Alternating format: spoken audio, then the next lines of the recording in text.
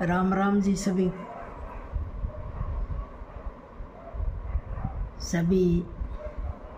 खुश रहे, परिवार खुश रहे, आप खुश रहें, तंदुरुस्त रहें, मस्त रहें, स्वस्थ रहें।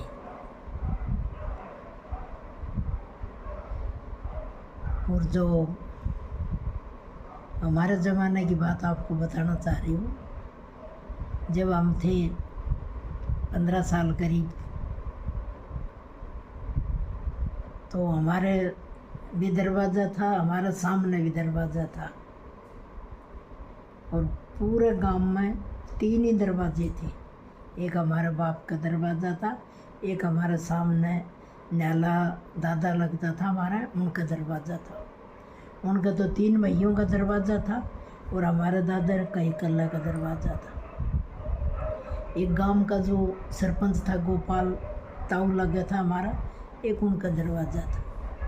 क्यों पहले पक्के मकान नहीं होते थे, और उसमें हमारे ईंट थी, मतलब इतनी ईंट थी, आपको दिखाऊं, इतनी बड़ी ईंट थी, इससे बड़ी ईंट नहीं होती थी। दरवाजे में हमारे इतनी ही बड़ी ईंट लग रही थी। तो लाइट भी किसी के नहीं थी। पूरे गांव में 2-3 घरों में लाइट होगी। हमारे तो लाइट हमारी शादी के बाद लाइट लगी, नहीं लाइट ही नहीं थी।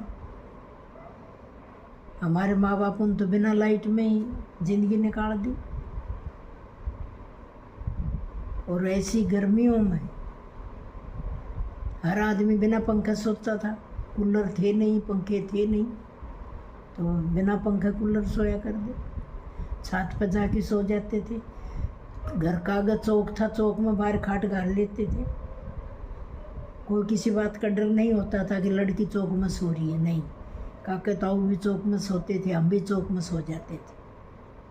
और आज ऐसा ज़माना आ गया कि माँ बाप अपना बेटा बेटी को घर में नहीं छोड़ सकते, चिंता हो जाती है माँ बाप को।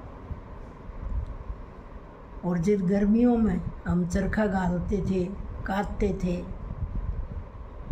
सब सहेलियाँ एक साथ बैठती थी, गीत गाती थी, भजन गाती थी, एक दूसरे पर गीत जोड़ के गीत गाया कर दी।